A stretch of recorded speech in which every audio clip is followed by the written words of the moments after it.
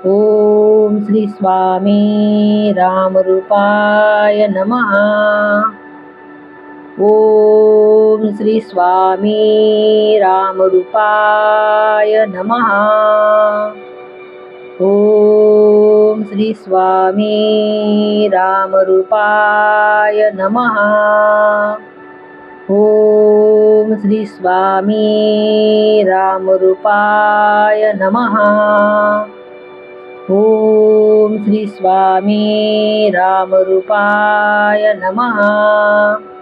ओम श्री स्वामी रामरूपाय नमः.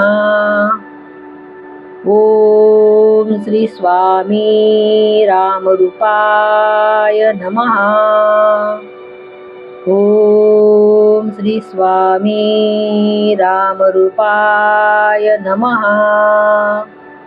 ओम श्री स्वामी रामरूपाय नमः. ओम श्री स्वामी रामरूपाय नमः. ओम श्री स्वामी रामरूपाय नमः.